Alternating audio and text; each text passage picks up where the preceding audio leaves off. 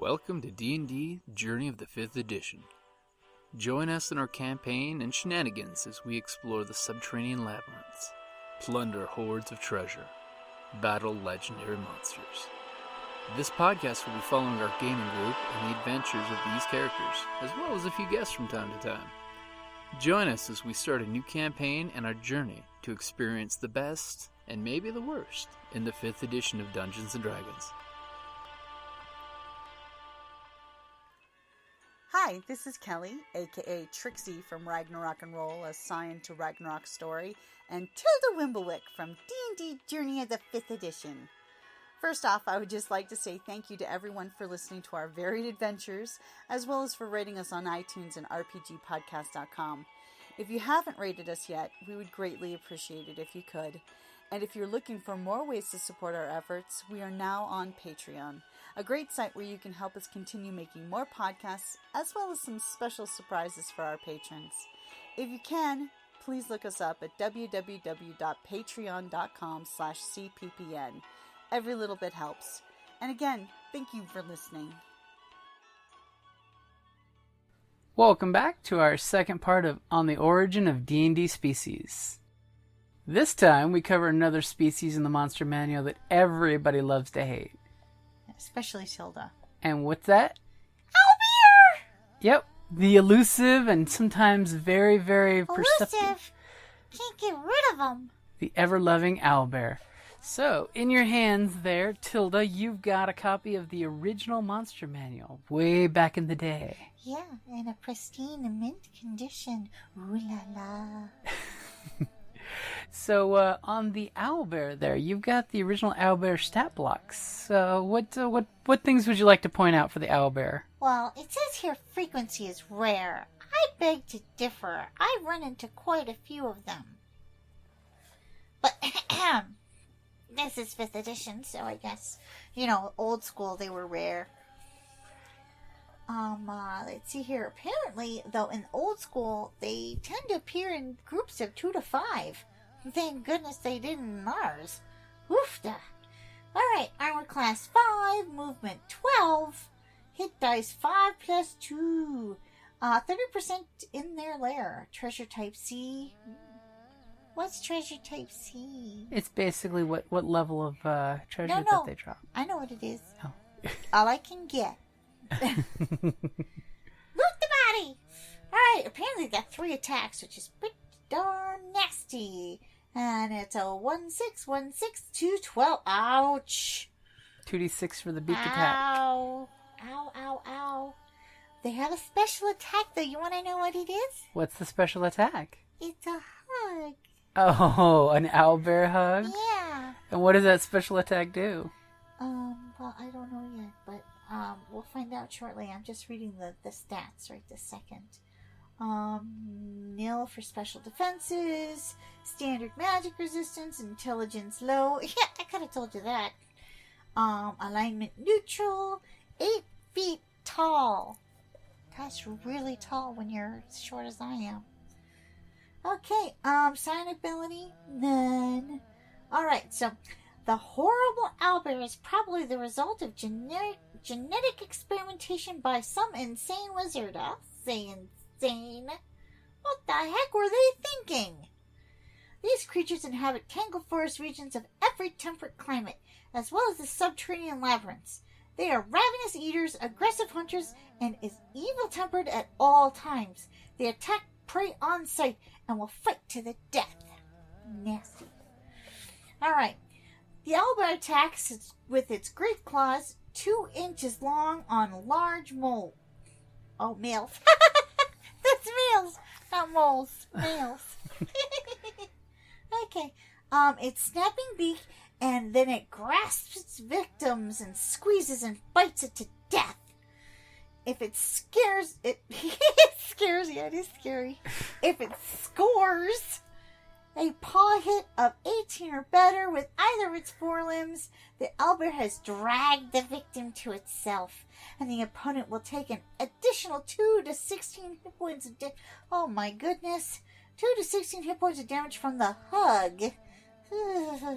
That melee round and every melee round thereafter until the owlbear is killed.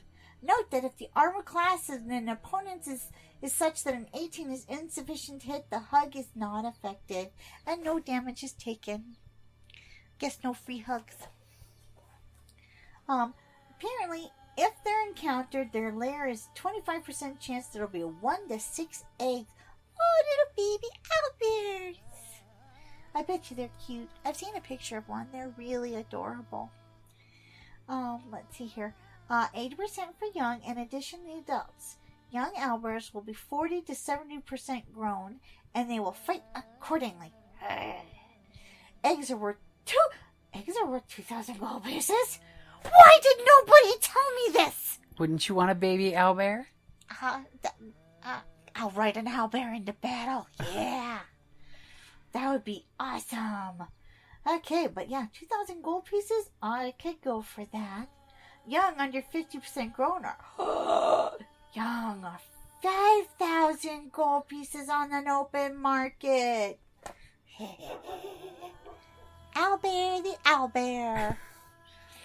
Description: owlbears have brownish black to yellow brown fur and feathers, and they're 1,300 to 1,500 pounds, males being the darker colored.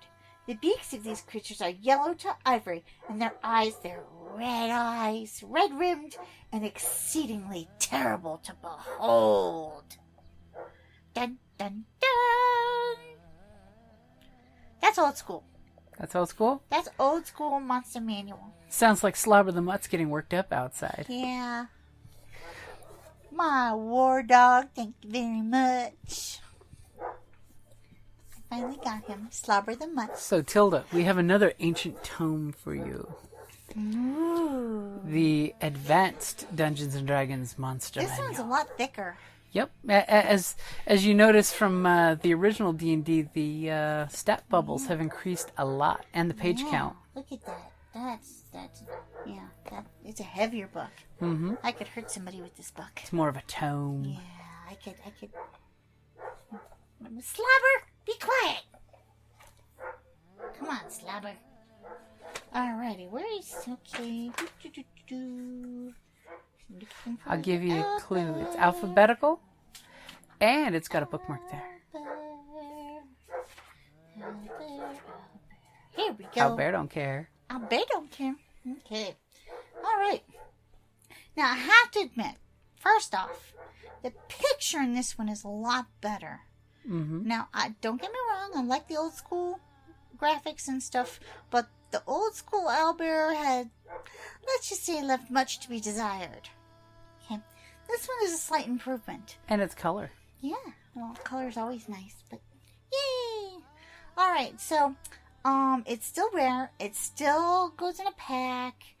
Apparently, though, this has an activity cycle where it's a late afternoon and early evening. Right. It is a carnivore, yes. Intelligence is 5 to 7, so this one actually lists it. Number appearing, 1 or 2 to 8. Armor class 5. Well, it is awfully big. It's kind of hard to miss it. Mm-hmm. It's big. I mean, big! So, still with the 3 attacks. Special attack is still the hug. But one thing I have to say is there's a lot more text on this one. Mm-hmm. It's got a full page text. See? Take a look at that. Yep. I read the last one. You read this one. Okay. All right. So now we've got armor class for the owlbear at this edition is 5, which means it's basically 15 in the current version. Its hit dice are 5 plus 2. The Thaco, the mysterious Thaco, is 15. Number of attacks it gets is 3, which is a claw bite, which does 1d6, 1d6, and 2d6. Special attack is the hug still. I know we should say claw beak. Claw beak. Owlbears are probably the crossbreed creation of a demented wizard. Given the lethality of the creation, it is quite likely that the wizard who created them is no longer alive. Owlbears are vicious, ravenous, aggressive, and evil-tempered at all times. Owlbears are a cross between a giant owl and a bear. They are covered in a thick coat of feathers and fur, brown-black to yellow-brown in color.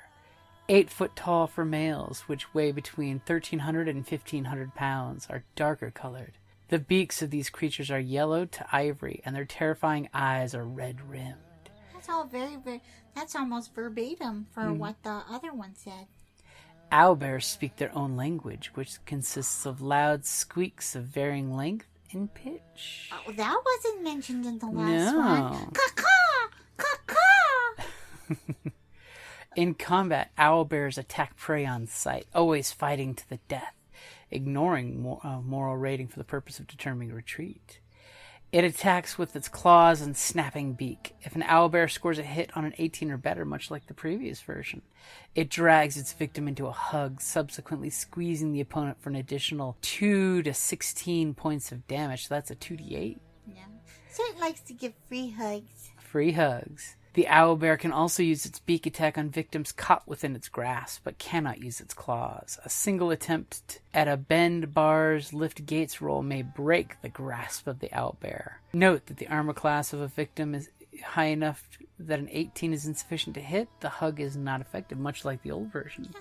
Almost verbatim on that one, too. Yeah. Habitats and society. Owlbears inhabit the depths of tangled forests and temperate climates, as well as subterranean labyrinths, living in caves or hollow stumps. Owlbears live in mated pairs. The male is slightly larger and heavier than the female. If encountered in their lair, there's a 25% chance that there will be 1 to 6 eggs, 20%, or young, 80%, in addition to the adults. The offspring will be 40 to 70% grown and fight as the creatures with 3 to 4 hit dice, depending on their growth. They also have hit points based on their adjusted hit dice. Immature will inflict 1d4, 1d4, and 2d8 points of damage with their attacks, and have 20% of his lift bar roll escape. So it's very similar to the original one, but there's a lot more flavor text. Yes. And it goes into more stats for the little ones. Mm-hmm. Which, maybe we should make some 5th edition baby owlbears. Don't kill them. Aww, maybe not. Maybe they'll capture them and keep them. Yeah, they're worth a lot of money. Yeah, they are. An owlbear pair claims a territory of 1 or 2 square miles. That's not much for an owlbear. Especially given how big they are. And will voraciously defend the territory against all intruders. An owlbear's main weakness is its greatest strength, its ferocity. Because owlbears are so bad-tempered, they stop at nothing to kill a target. It is not difficult to trick an owlbear into hurling itself off a cliff or into a trap, provided you can find one. Hold on, I'm writing that down. Yep. Maybe we need an owlbear island. Ecology. Owlbears have a lifespan of 20 years. They are warm-blooded mammals. And they're pretty blubbered, too. The big ones, anyways. But they lay eggs. An owlbear omelet. They prey on anything from rabbits to bears to trolls to snakes and reptiles. To halflings to humans to elves to dwarves. Yep. Owlbears prefer temperate climates, but some thrive in subarctic environments. As a hybrid of 2 animals, one diurnal and the other nocturnal, they have an unusual active time. Hey, so if it's the subarctic, is it a polar owlbear? It's a polar owlbear. Is it a white? Maybe it'll be a bipolar owlbear. Oh. Think about it. If it was a polar owlbear, would that be a polar bear and a penguin?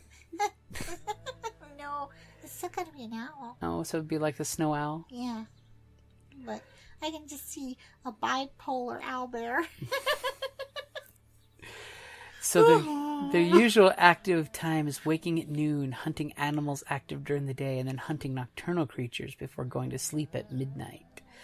Owlbears are active in the summer months and hibernate during the cold season. There are rumors of white Arctic owlbears. Oh, that answered my question. Yep. A cross between Arctic owls and polar bears, but no specimen has been captured. An owlbear does not actively seek treasure, but the remains of victims may be found buried in shallow holes around an owlbear lair. I just like the way that sounds. One man's corpse is another man's treasure? Owlbear eggs are worth 2,000 silver pieces, and hatchlings are worth 5,000 silver pieces on the open market. So I see the economy has changed. No, it hasn't. It's the exact same as it was in the first one. Oh, it wasn't gold pieces? This is silver pieces. So, yeah, 2,000 silver pieces. Maybe in the 5th edition it's gone down to copper pieces. No. No. These are typically bought by wizards. While they are impossible to domesticate, they make formidable guardians, and wizards sometimes place them in locations of strategic importance. It has been said that an owlbear is a less subtle version of a keep-out sign. Less subtle, that's for sure. Maybe the white ones are worth more. Since they're super rare and have never been captured. Rare of rare. The quest for the great white owlbear. Owlbears in dungeons and ruins almost always have been placed there by someone.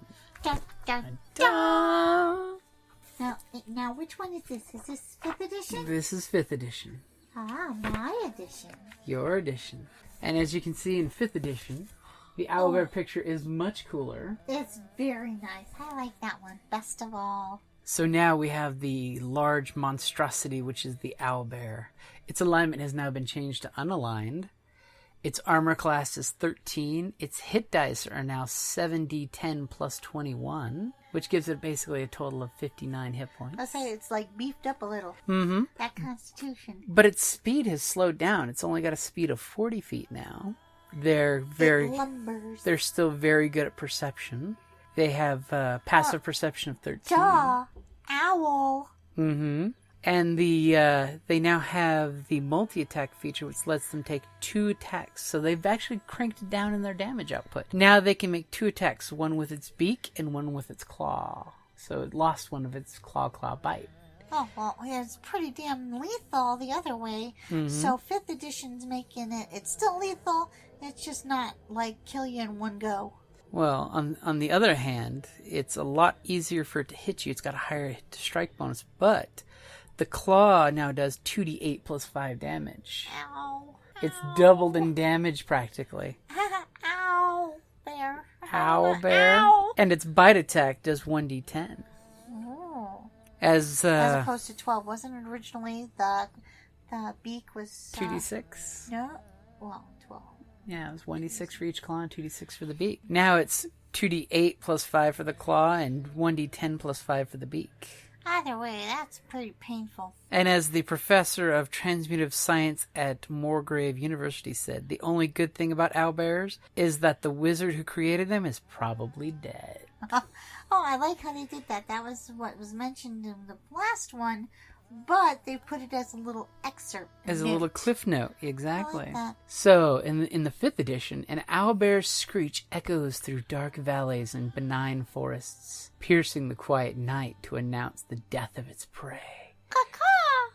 Feathers cover the thick, shaggy coat of its bear-like body, and the limpid pupils of its round eyes stare furiously from the owlish head.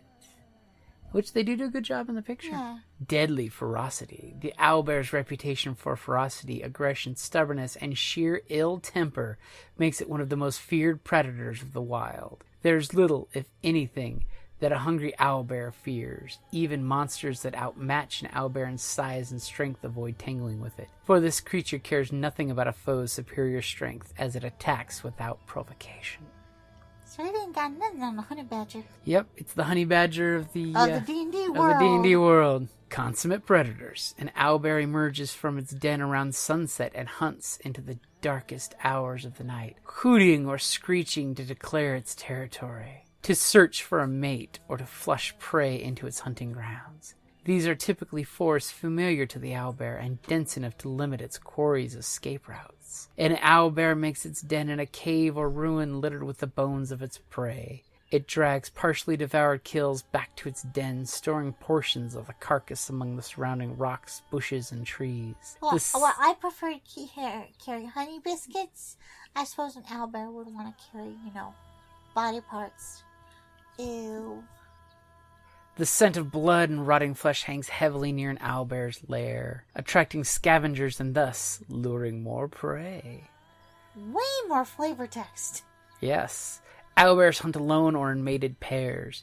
If quarry is plentiful, a family of owlbears might remain together for longer than is required to rear offspring. Otherwise, they part as soon as the young are ready to hunt. Oh, but that's nice. That'd be rather terrifying to run into a mated pair of owlbears. Yeah, especially with their kids too, man. They're just as feisty as their parents.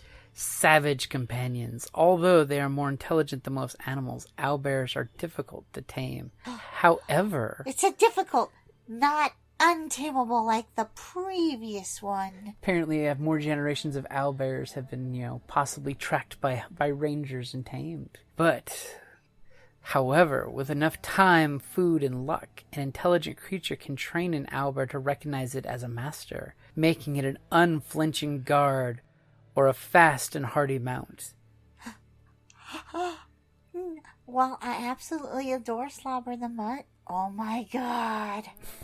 Riding an owlbear. Here's one that you'll like even more, because I remember back in 4th edition when they actually made an adventure of this. People of remote frontier settlements have even succeeded at racing owlbears. But spectators bet as often on which owlbear will attack its handler as they do on which will reach the finish line first.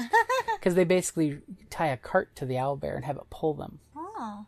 Elven communities encourage owlbears to den beneath treetop villages, using the beasts as a natural defense during the night. Hobgoblins favor owlbears as war beasts, and hill giants and frost giants sometimes keep owlbears as pets.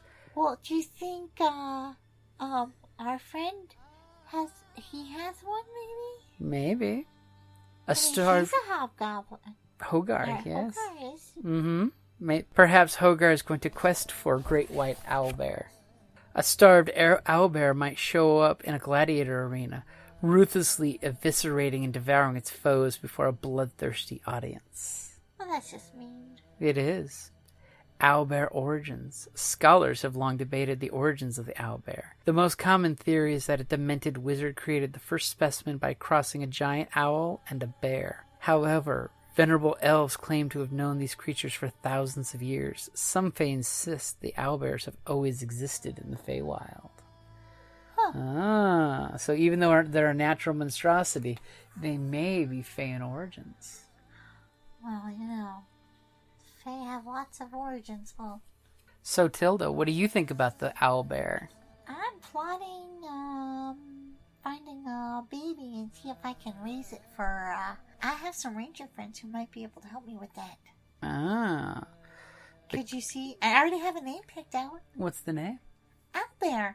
Owlbear the owlbear? Yeah, that's the French way of pronouncing Albert. Oh. Yeah. Owlbear. Owlbear. Owlbear, the owlbear. That's adorable. Yeah. Well, I hope. Do you think Slobber will get along with him? I don't think Slobber the Mutt would get along with an owlbear. Oh. Slobber the Mutt may be a snack for an owlbear. Nope, I gotta chase true to Slobber. He's awful nice. Mm-hmm. Well, thank you for joining me, Tilda. My pleasure. And thank you for joining us for another episode of... Don't tell me. It was, on the origin of the D&D species. And I'm Tilda. From the Unlikely Fellowship. Yes. All right, thank you for listening. Thank you.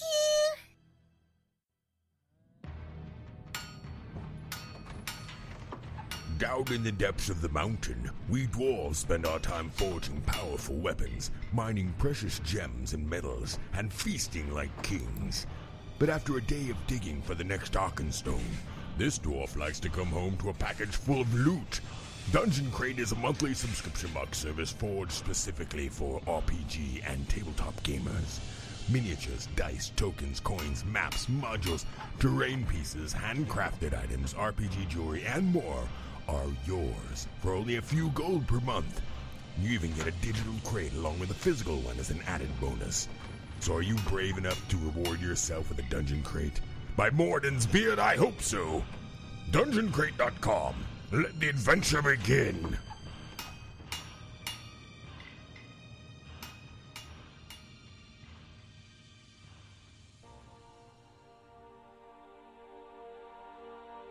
Thank you for listening to D&D Journey of the 5th Edition, a member of the Creative Play and Podcast Network. And remember, be careful out there. There be dragons about.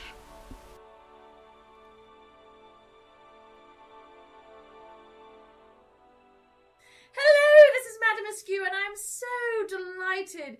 Wild Wild West Steampunk Convention is on its way at the beginning of March, and the Grand Arbiter and I will be there doing a great deal of tea dueling every day. We'll also be hosting teapot racing, which is absolutely splendid. You can just ask them in New Zealand. We will also be hosting a number of panels. You'll see us all over the place. And when you're not coming and having tea-nanigans with us, let me tell you, there is so much happening at Wild Wild West Con this year. We have The Cog is Dead, one of my favourite bands, and Frenchie and the Punk are going to be there as well. You must come join us. Please get your tickets. They're still available. Come, stop in and say hello to us. You can find information on the interwebs at www.wildwildwestcon.com. Da-da-da-da-da-da. Owlbear. Owlbear.